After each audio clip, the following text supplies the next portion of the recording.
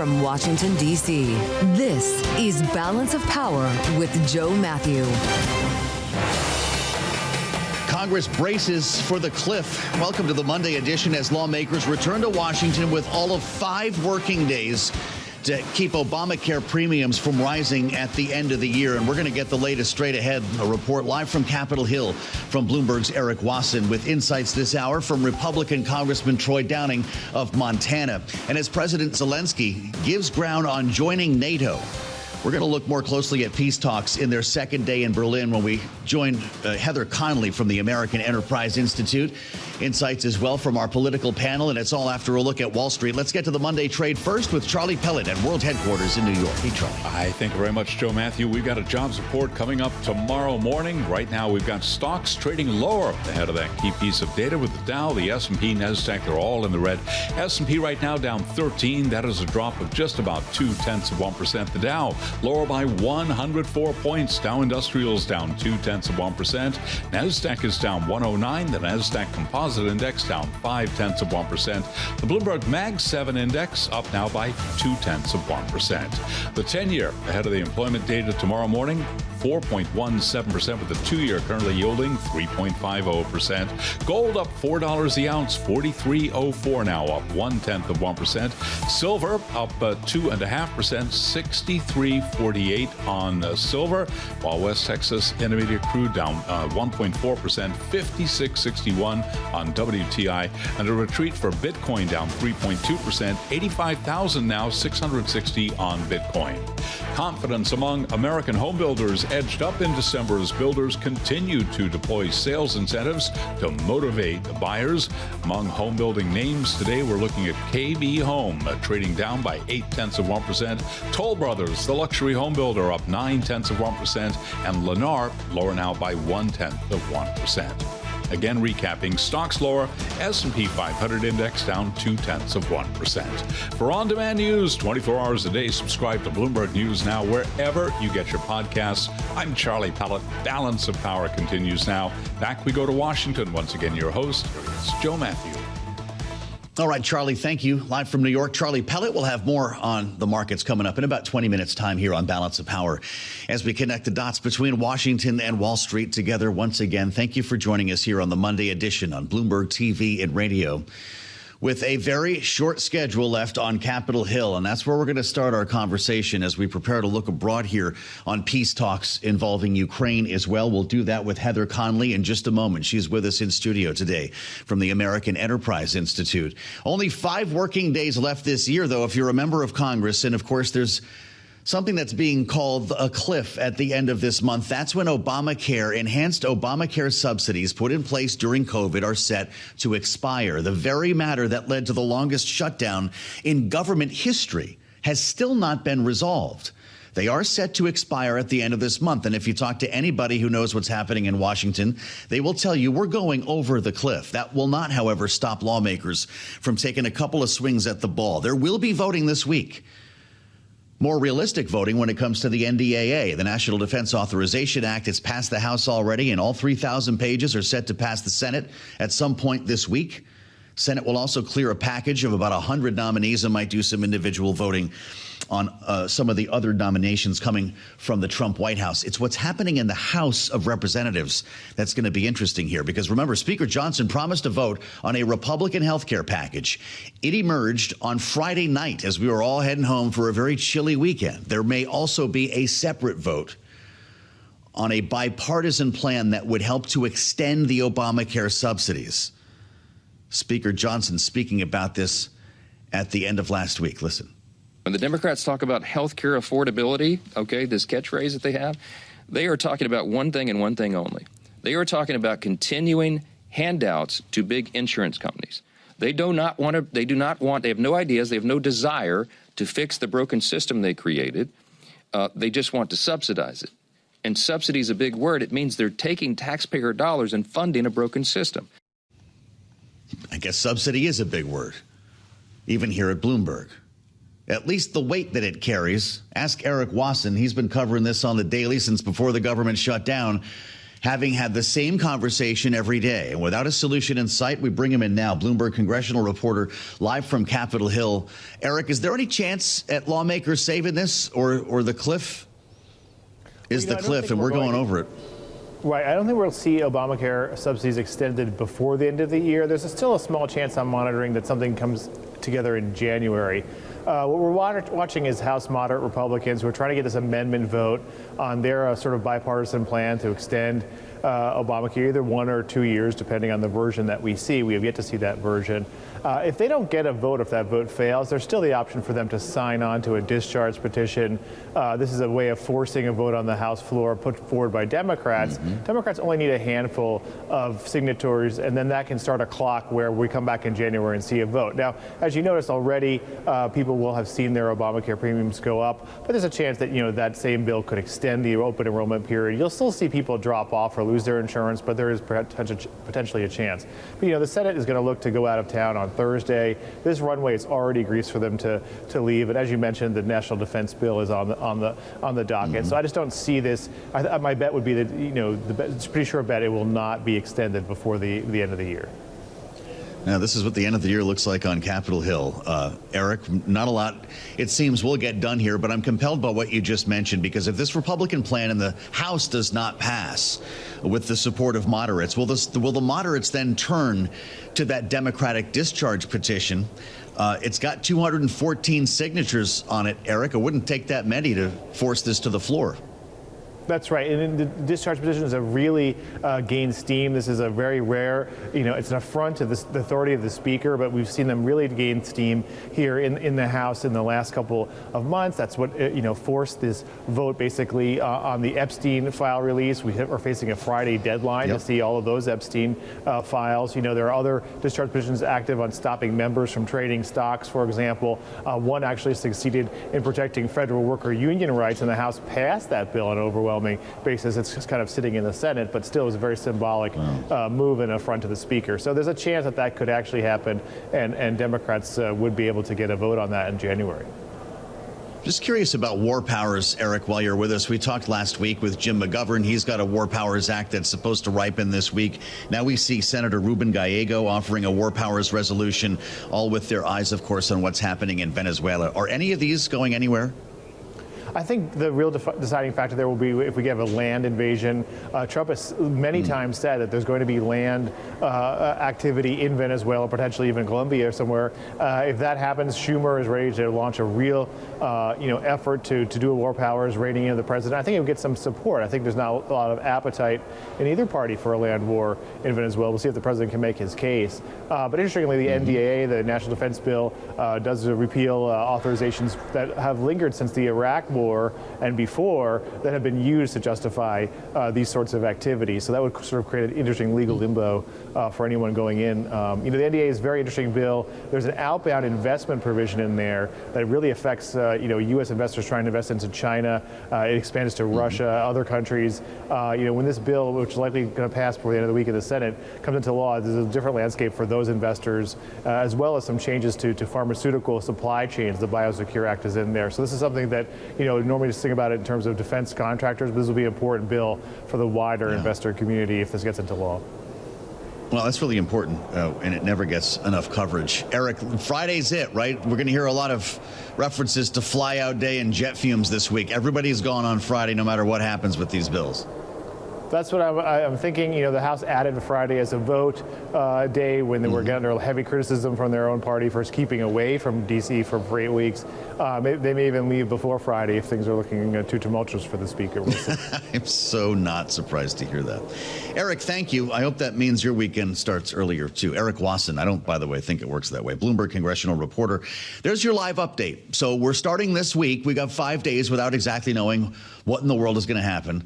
Yet everyone seems to know that everything we just talked about is going to fail. So 2025 in Washington. By the way, that NDAA, the National Defense Authorization Act, has $400 million in it, earmarked for Ukraine. No one's talking about that either. But there would be some at least tacit support, whether that comes in the form of intelligence or military support coming from the United States, even with this passing here today and peace talks underway that we want to talk about now with Heather Conley. This was day 2 in Berlin, right? President Zelensky at the table, Jared Kushner, the president's son-in-law, Special Envoy Steve Witkoff, trying to advance the ball here on what the president would love to call a Christmas peace deal. Not a lot of people think that will happen, but there has been a bit more optimism surrounding this most recent stage than we have heard recently. Heather Conley is non-resident senior fellow at the American Enterprise Institute, former deputy assistant secretary of state for the Bureau of European and Eurasian Affairs. Heather, it's great to have you back as part of our conversation on Bloomberg. Pretty remarkable headlines coming out of Berlin. Now, President Zelensky says, I'll give up on the quest to join NATO as well. We haven't seen really a single concession by the Russian sides. Would something like this, though, get the gears turning toward peace? Well, Joe, I think you're right that we are seeing real progress coming out of these 2 days of talks in Berlin. There have been Ukrainian concessions, but I would put them in quotation marks. Okay. NATO membership was something that was always going to be a very long-term prospect. Sure. But what the Ukrainians are asking for is NATO-like Article 5 security guarantees. And that is one of the main sticking points for these conversations. What security guarantees can the United States and Europe give to Ukraine when Russia violates this peace deal? That and, of course, territorial concessions. Will the Ukrainians approve of turning over land that they currently defend in the Donbass? Those are really the 2 key sticking points.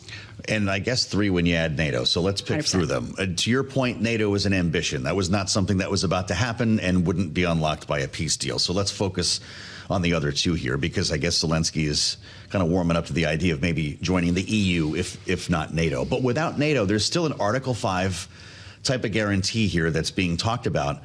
And that came as well from Witkoff and Kushner, right? This wasn't just Zelensky putting this forward. The United States suggested this without the involvement of Europe, but it would require European troops, would it not? Yeah, I mean, I think there certainly the U.S. would have to have those security guarantees. There's some rumors coming out of Berlin that the administration would submit these security guarantees for Senate ratification, almost like a treaty, like we would do to amend the NATO treaty. That would be important. But yes, Europe has to be part of this as well. And the Ukrainians have negotiated bilateral security guarantees with those countries. But the question, Joe, is when they're tested, will we apply military power against Russian forces, again, when they violate this peace deal? And that is the question mark. I think that was framed as in the event of a sustained attack in the initial language we saw. So a cruise missile into an apartment building wouldn't qualify. Right. But again, the sustainment may be through hybrid activities, meaning that they would seize the territory. It wouldn't be through military means, but they would do it through hybrid warfare. That wouldn't trigger it. So huge question marks. All right. Well, let's talk territory then, because you freeze the lines on the Donbass. And I think Zelensky suggested maybe he puts this to a vote, right? Let's actually have the people who live there vote on this. I'm guessing that based on his history of behavior, Vladimir Putin wouldn't care either way, would he? Yeah, but this is where I actually do think Vladimir Putin does care, because it's now in the Russian constitution that these 4 Ukrainian territories are Russian. So that's the motherland, he says. Exactly. Yeah? Okay. And this is the restoration of Russia's historic lands. But this would be Ukraine giving up territory it currently defends, and this territory is part of its so-called fortress belt, which is its defensive line. So without those lines, Ukraine is going to have a very hard time being able to reinforce its military across its border. So in some ways, it would render it in part defenseless. This is why we were talking about a potential demilitarized zone in that area, right? Is that a more realistic approach?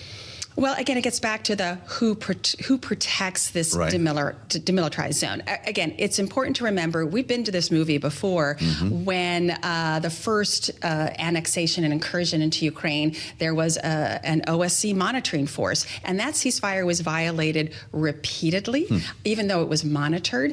And this is where, again, Russian hybrid tactics really were trying to change the status on the ground. Really interesting. So we've talked through some of the particulars that are at the table here, and I guess they have concluded. This was a 3-hour session today in Berlin. It was about 5 hours yesterday. I'm assuming everybody flies home now, and President Zelensky sure would love an invitation here to the U.S., but we've still left the Europeans out of this conversation as well.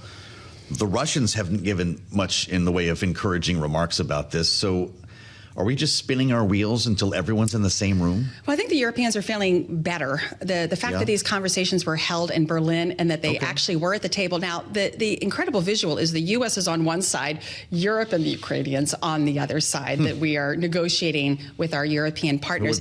I think, exactly. I think this plan now, whatever comes out, is going to have to be briefed to the Russians. I assume that Special Envoy Witkoff has already been keeping the Russians pretty well informed. They may not accept some of these changes, and you're absolutely right. If the Ukrainian government does decide to make some territorial concessions, have to change their constitution to remove NATO, you're talking about a referendum, you're talking about an election that President Zelenskiy did just say over the weekend that potentially could happen in 60 to 90 days after a peace deal. So it could be a lot of changes, or we could be quite stalled. Is there a single Russian concession that you could see coming out of this? No.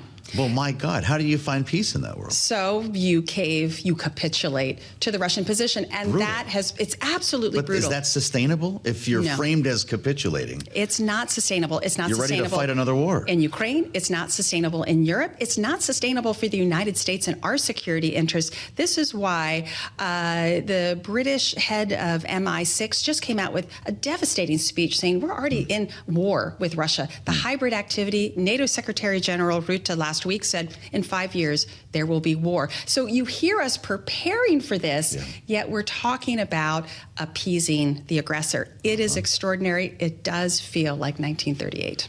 Well, that's a heck of a statement here. Will it feel like 1938 for the next 3 years and 2 months? To what extent is the administration keeping this Russian dream alive?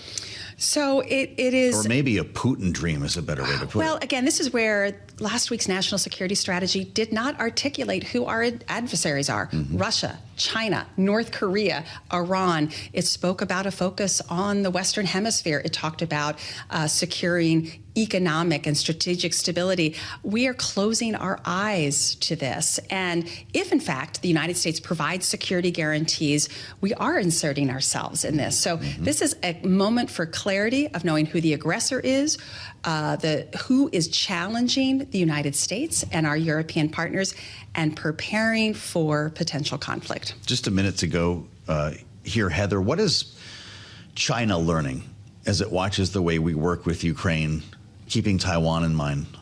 I think it is learning that we will appease for some sort of magical economic stability, that you have, you don't have that stability. It is emboldening those who believe that they can snatch territory, and that if there's economic disturbance, that they will negotiate and get that stability. It's a terrible message to America's adversaries. Boy, it really is. Is that because you think that Donald Trump is more interested in normalizing economic ties with Russia? When you talk about that economic stability, imaginary or not, how does he find it here? Well, I think what is elusive is that there is no momentary deal that will stick. And I think this is what the White House is learning with all the deals that have been negotiated. They're starting to fall apart because it's not just that moment. It's creating the structure to deter aggression, to be strong, and send a clear message to our adversaries. We are strong with our allies and partners. Don't violate international law. This is a very delicate moment that we're in, Heather. I'm really glad that you could join us to talk about it once again. That's Heather Conley from the American Enterprise Institute. Last time she joined us, we said we need to get her back, and this is why. I'm Joe Mathieu in Washington. We'll keep the beat on the effort to find peace in Ukraine as we wait for a readout from the White House. We've not seen one on an official piece of paper or on Truth Social, and that might emerge a bit later today. Republican Congressman Troy Downing of Montana joins us next as we turn back to healthcare on Bloomberg.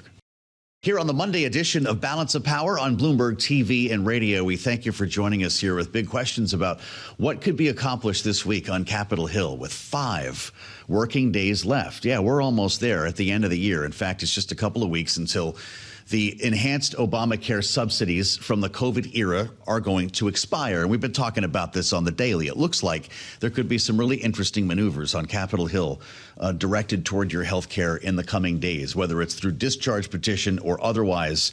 We're going to get down to some voting. As we mentioned, the NDAA in the Senate, that was likely just in the next couple of days, and that'll pass. That's the must-pass bill. Healthcare is another matter. And glad to be joined by Troy Downing, the Republican congressman from Montana. 2nd District is with us here in studio today on Bloomberg TV and radio. It's kind of you to come by, and I appreciate it very much because there are a lot of questions about what's going to get done here. And you probably have some of these questions, too. Yeah. It could be the Republican-led bill that was released late last week will get a vote. There also could be other votes, though, in terms of a discharge petition. There was another extension to the ACA that at one point was promised to bring to a floor vote. Now it might not happen. Do you have a clear view of what this week will look like? Well, here's the thing with those discharge positions. Actually, let's just take a step back on these enhanced premium tax credits, because a lot of the rhetoric that we see on social media from headlines from people pushing back is we have to do something or premiums are going up. Premiums already went up. The open enrollment period is over. I mean, that's already baked in. For those who don't understand how this works, the payers, the insurance companies, they file with their states months before the open enrollment period. It gets approved. It gets filed with CMS, the Center for Medicare and Medicaid Services, and then comes the open enrollment period where you pick your policy for the next policy year starting January 1st. That's over. And so this whole argument about if we don't do something by the 31st, then suddenly premiums are going to go up. Well, I'm going to tell you, if the enhanced premium tax credits, if the Obamacare tax credits expire, rates have gone up. If they get extended, rates have gone up. It's the same thing no matter what. But here's the thing that folks aren't talking about is the chaos. So they wouldn't, just to be clear before you go on, they wouldn't come back down through some sort of retroactive language and legislation? Well, so let's just think about what would have to happen mechanically. Yes. Is first of all, you'd have to have the payers, the insurance companies, refile their rates. Okay, yes, so let's say we get into that, by February. So those get reviewed, those get filed. So then you have to have another open enrollment period. And that's going to create confusion in the marketplace because people who pay a portion of their small group or large group through their employers are going to think, well, hey, I'm going to get a discount too. But no, this only affects the individual market, so it's a small percentage. So then you have to have an open enrollment period. Let's say that's March or April or whenever they can do that. So then do you make it ex post facto going back to January 1st? Do you have it going forward? But it creates confusion in the market, and I'm not exactly sure how we would deal with that mechanically. But then let's look at what happens if we just extend the tax credits. Let's say we extend them for 2 years. Well, then everybody refiles next spring. We have another open enrollment period, November, December, and that goes into the 2027 policy year, which will probably still be a little bit of an increase, because here's one thing that the Republicans and the Democrats all agree on right now is ACA, the Affordable Care Act, Obamacare has been a complete failure, and rates have gone up independent of these tax credits. They're going up no matter what because the cost of health care has gone up. And what's happened is the cost of health care goes up. Of course, the cost of health insurance goes up. Yes. And when that happens, people start coming off and they find alternatives. Either they go uninsured or they find an alternative like a health sharing ministry or some other thing. And it's not the healthy people. I mean, it's not the sick people that come off, it's the healthy people. So the younger, healthier people come off, and that creates this phenomenon called adverse selection. So then you've concentrated the risk, losses go higher, and the next premium year, premiums go higher. And that creates this whole cycle. Is brutal. And our audience should know you were state auditor overseeing this very matter in the state of Montana. So you have a unique understanding of all of this stuff. KFF says the expiration would more than double on average what people are paying annually. President Trump would say, keying off of what you just described, then so send people the money instead of the insurance companies. But don't people lose power by having essentially an individual barter with this massive insurance company? How does that keep premiums down? First of all, let's just correct the record on one thing. The actual rates that have gone up in just the individual market, so just a small fraction of the overall market, on average, in Montana, on average, is about 22%. And the enhanced premium tax credit, the Obamacare tax bracket, that's single digits of that. So it does have an effect, but the rates are going up with or without that. So first of all, just make sure that the people understand that. And then in terms of the healthcare savings accounts that the president's talking about, personally, I think there's meat on the bone there. But they're not going to be in this bill? They're not going to be in this bill, unfortunately, but this is something that we need to... That's like the Bill Cassidy plan is something that you would warm up to. Well, I think there's meat on the bone here for a very simple reason. One of the issues that we have is we've created so much distance between the doctor and the patient. Yeah. There's so much in between there. And what an HSA does is you've got a finite amount of money for paying for your out-of-pocket expenses, for your medical expenses, and it can only be used for that. And so now you're saying, I've got $5,000 in there, or however much that money is, and you're talking to your doctor, and you're saying, well, how much does this test cost? Yeah.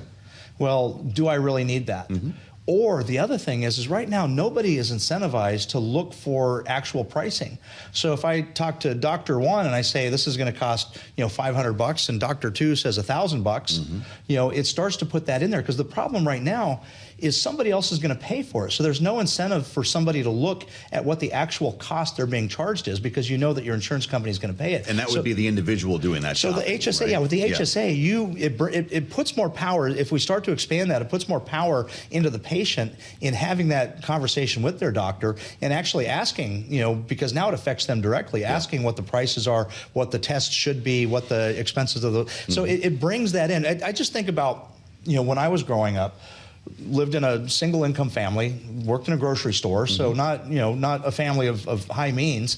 And when I'd come out of the doctor, my mom would go up to the front desk and she'd get out her checkbook and write a check. Yeah. And that's how we did it, because there was that doctor-patient relationship. And I think we've come so far away from that and put so much money into the system that we've seen the underlying care, cost of health care going up. Economics 101, you put money into a system, things get more expensive, and we've seen that, and that creates that vicious cycle that we talked about with adverse selection. Well, and a conversation like this gives somebody a popsicle headache, because it's complicated stuff. It is. They're trying to figure out, well, what part of this policy is going to help me? And that's what makes it hard politically, because it is hard to explain. Because you have to communicate this stuff. It is hard to explain. So let's say, all right, so the messaging system breaks down here, and we're looking at a government funding deadline at the end of January. Right. I'm not even going to ask you. Are you worried?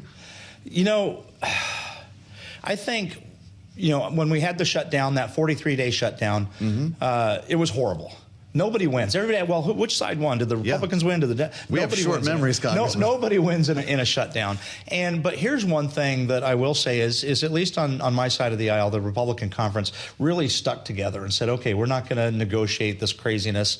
They're bringing in all these red herring when this is really a simple, short-term extension of current policy so that we get through the appropriations process. Is the scar tissue from that experience enough to keep us from doing it again? I can be hopeful. I really think it is. I think that's going to come into play when I know that the resolve on the Republican side is pretty strong, and I think that the Democrats learn that is not a winning prospect. So I'm hoping that calmer heads come to the table and prevail, and we start to get more of these appropriations bills through. So obviously we just had the National Defense Authorization Act, so that's going to the Senate. Hopefully that moves through. So we're slowly ticking away at these.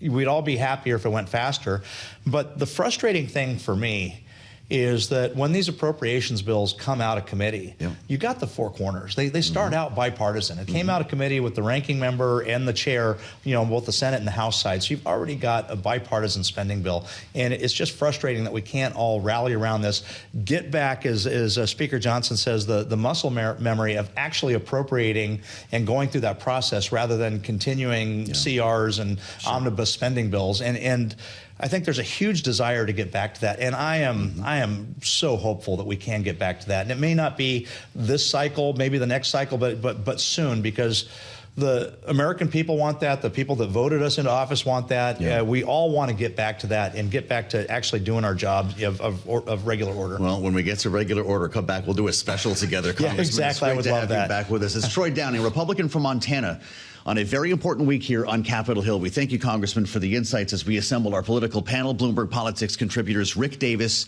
and Jeanne Zaino join us now with their insights on everything we just talked about. And it's hard to get away from the healthcare story. So we'll start right there. Rick, Republicans have a very interesting looking schedule here in the House over the course of the week. Will we see voting on all the various forms of legislation that we just talked about? And will this come down to a discharge petition? Well, if it comes down to a discharge petition, it just depends upon which discharge petition they're going to carry, because all of these are slightly different, including the House bills. I mean, part of the biggest problem we have is the Republican Party has not focused on a solution set that they can get on board with as a party. And so we have 4 different bills right now in the House of Representatives to fix the system, right? And yet none of them are a comprehensive fix. And I think the congressman was right saying, look, there are huge advantages to HSAs, but they don't really fix the whole problem. And so are you going to tinker with it and try to make it a little bit better while at the same time tightening your belt on things like these subsidies? I'd be surprised, because Congress by nature doesn't like to tighten its belt. It is a spending machine. It hasn't gotten smaller. Government has gotten bigger with this Republican Congress. And so the fact that they're going to pass something that actually makes it smaller would be, I think, great, but unlikely. So we're going over the cliff, Jeannie, is what it sounds like. And based on what the congressman just said, don't wait around for a life raft. Is that how you see it? Yeah, I believe he said we've already gone off the cliff. It's too late. There's nothing that can be done. The costs are going up. You know, there's so many stunning things about this, but I would say one of the most stunning things is that affordability is the biggest issue domestically right now. Donald Trump is talking over the weekend in an interview where he's saying he may lose, Republicans may lose the House next year, and yet they are doing nothing about health care because the president would have to lead that charge, and he's absolutely AWOL. Incredible stuff. Jeanne, Zaino, and Rick Davis. We're like Thelma and Louise. We're going off the cliff together. We'll have more with our panel coming up in the late edition of Balance of Power. That starts at 5 p.m. Eastern. I'm Joe Mathieu in Washington. Stay with us. It's only here on Bloomberg TV and radio. We've spent the balance of the program talking about uncertainty around policy here in Washington. And, well, that's not new if you ever join us here on Bloomberg TV and radio around this time every day. But we are finally going to start filling in the blanks when it comes to economic data here. Not a lot of earnings to look at. We've got a couple of big ones like FedEx and Nike, Micron a couple of days from now, but big for economic news. And we're going to start catching up on some of the missing data with jobs reports. We've got retail and inflation all on the calendar this week. And then, of course, well, there's Santa Claus. Where's the end of year melt up here? Did Charlie miss something? I heard about a lot of things going down. So we thought we would spend a little bit of time with Kristine Aquino to get a sense of what to expect over the course of this week, because by the time we get to Friday, yeah, there are going to be some trading days left. But the smart people like Kristine are going to be gone. They're on their way to grandma's house, and it's going to be light trading, super light, quiet, low volume days. Kristine, it's great to see you. She's the managing editor for Bloomberg Markets Live blog. And we've got a lot of news to digest in the days ahead, don't we? Absolutely, Joe. And let me just correct you and say that I will be around for the rest of the year, barring the holidays. Wait a minute. Don't they know who you are? All right, that means you're coming on the show next week, and I'll meet you then. But yes, absolutely. I think how you described it is very much on point, Joe. I mean, there's a lot of questions still over what the state of the U.S. economy is, given that a lot of investors were really in the dark during the dearth of data over the government shutdown. And as you say, they're now starting to fill in the blanks, right? And I think, you know, what we're seeing this week is just a little bit of a pause from the recent moves that we've seen, which actually has turned more optimistic for both the stock and bond market as of late. But now we're kind of seeing those gains pause because, yeah, investors are wanting to confirm what we have seen in alternative data sources for the labor market, for instance, right? Is that softness actually going to be backed by the official non-farm payrolls data that we're going to get tomorrow, in addition to all the other tier one data points this week? And so it makes a lot of sense for investors to kind of just take a little bit of money off the table, maybe, you know, sell the rumor, buy the fact once that we get that confirmation, or negate that some of the alternative data sources. But yeah, you do seem to have a lot of investors staying the sidelines, at least for this week. Wow. So are we robbed the whole end of year melt up that so many analysts were predicting, all the year end factors that come into play with portfolio managers trying to dump their losers and catch up with the winners. Did we front load all the good stuff this year? Well, Joe, I mean, I think if you zoom out to, say, for instance, the year-to-date chart of the S&P 500, I mean, that is still massively up this year, especially from the lows in early April. And, you know, we're still a whisker away from that new record high that we hit in late October. And so I think stepping back, it's still a positive equities year, certainly a positive year for fixed income as well. And so I think, you know, maybe that melt up may have already been underway, or we're in the midst of it. But it seems like, you know, a lot of that, as you say, may have been front loaded early in December. I started hearing about the Santa rally the day after Thanksgiving. And so, you know, I think maybe investors got a little overexcited, but I think overall, investors are probably comfortably booking year-to-date gains for both equities and the fixed income market here. Well, you know, we're hard to please around here, and we get bored, Kristine. The last couple of weeks, though, have been kind of tough with the unwinding of the AI trade. But we do have to remind everybody that there are actually a lot of stocks going up, right? That's why the S&P 500 is sitting right where it is. We're going to be joined by John Bozzella in just a moment. GM, all-time high today. That's a pretty good example. Yeah, absolutely, Joe. And yeah, I'm just looking at the groups that are leading the S&P 500 day. Very interesting, right? So there's a lot of cars, cable, hotels, tobacco, and, you know, you have semiconductor equipment there as well. And so I think this is kind of testament to, yes, we're taking a little bit of a breather in terms of index gains today. But when you look at kind of the movers, the leaders and losers there, it is very encouraging to see that there's more breadth in this market. And I think that's why investors aren't necessarily, you know, panicking just because we're down today. I think they're taking heart in the fact that, okay, like the gains seem to be more evenly distributed beyond the tech sector. And that speaks to a little bit of a alleviation of the worries over the AI bubble. Well, let's get some of this data under our belt, some of these earnings that I mentioned. We'll see where we are by the end of the week. Kristine, we're going to compare notes with you. You're locked in now. She's going nowhere for the holidays.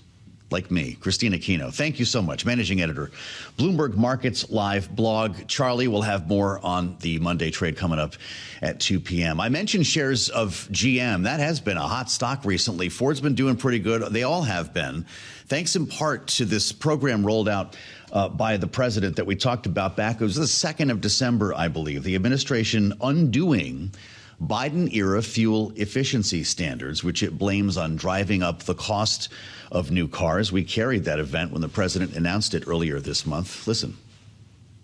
My administration has taken historic action to lower costs for American consumers, protect American auto jobs, and make buying a car much more affordable for countless American families and also safer. Now, under the new rules being issued by Secretary Duffy, the Department of Transportation will rescind the Biden fuel economy prices. In other words, we're bringing automobiles back and the manufacturing of automobiles back into this country. Remembering they topped out, right? $50,000. The price of a car in this country hit $50,000 on average for the first time ever in September, which means no car for a lot of Americans.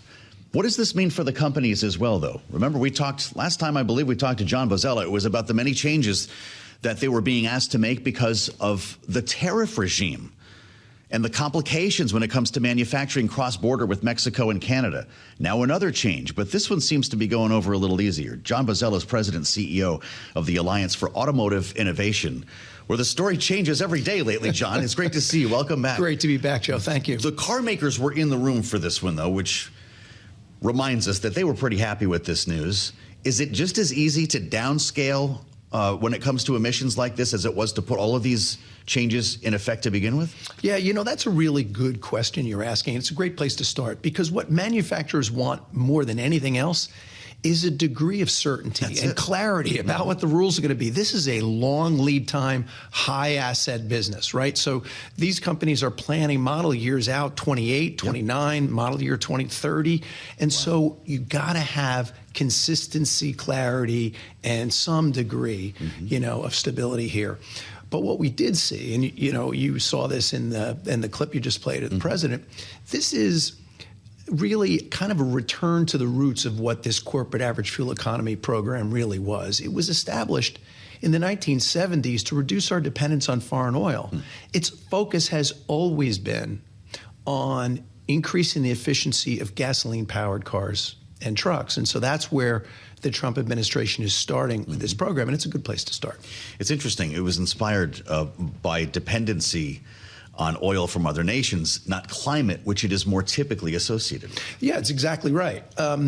Now, it really isn't a climate measure. There are other regulations that are associated with climate and auto emissions related to the climate. But this is really about fuel economy, but also, here's a word Congress uses, economic practicability. What you and I would say is affordability. So that's what the Trump administration is leaning in on here. Sure. They're saying, look, the days when you could make assumptions of very, very high levels of electric vehicles being sold into the fleet and then setting CAFE standards based on that idea that there are going to be a lot of electric vehicles in the fleet, that's illegal. Congress said you can't do that. And so the Trump administration is just trying to reset the baseline, follow the law, and go forward. So I guess the two big questions that we all have are, number one, how will this impact the price of a car? Do we see that number come back below $50,000? In what period of time? But also, what types of changes, what kind of retooling do these automakers need to do to crank out what I guess is a slightly more old-fashioned kind of car? Yeah, I think we should be careful with the idea of old-fashioned. Okay, right? Sure. And I'll tell you why. I think really the previous standards were really overly ambitious, to say the least. They were unachievable. The assumptions that went into them, the levels of electric vehicles that we thought the market would demand, the amount of charging infrastructure that people felt would be available to customers, it just isn't there. And so having a reset and a reevaluation of these programs makes sense. Now, that doesn't mean that there will not be electric vehicles in the future, or plug-in hybrids or hybrid technology. Do you make an ICE car differently, though, because of this change? There's always improvements, even in ICE technologies. But what I think you'll see is much more hybridization across the fleet, right? And so today, if you look at the market, the numbers of gasoline-powered vehicles are going down and the numbers of hybrid vehicles are going up. And so I think you'll see more of that.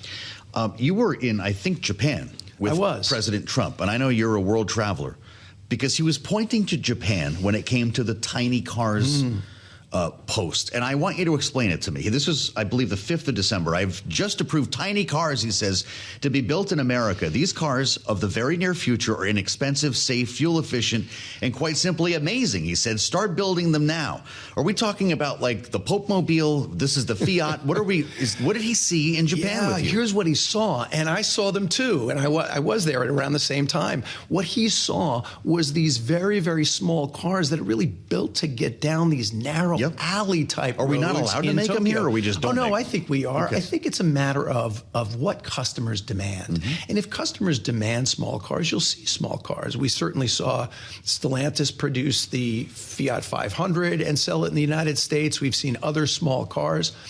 It really comes down, in my view, to what the customer demands. Now, is the Department of Transportation right to look at whether there are regulatory barriers? Yes, but let's be very clear.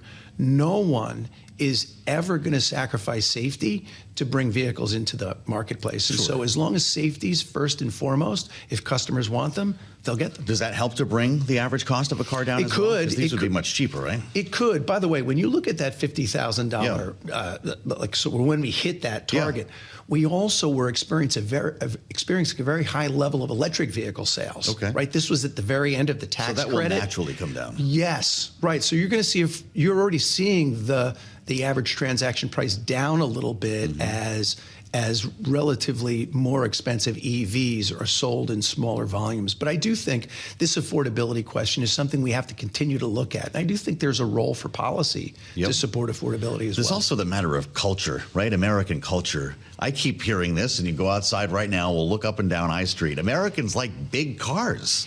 I mean, how do we rationalize the tiny car thing with what I see every time I get on the road? I think you're exactly right about that. This is a market that values large cars. It's also a market that values what a car marketing person might call a richer mix, higher trim levels, more technology, more stuff in the vehicle. That's just what consumers demand in this market. I think, though, that when you get a little bit more of the deregulatory actions in place, you will see some affordability, but there are larger questions related to purchasing, questions related to supply chain, questions related to tariffs. It isn't simple. It's overly simplistic to suggest that it just needs a little bit of deregulation and then the vehicles become more affordable. It's more complex. Your industry has become so complicated. There's no doubt about it. How many people pick the car based on the infotainment system?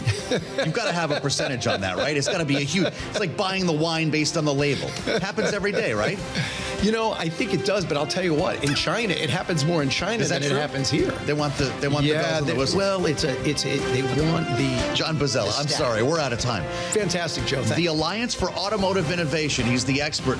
I'm Joe Mathieu. This is Bloomberg.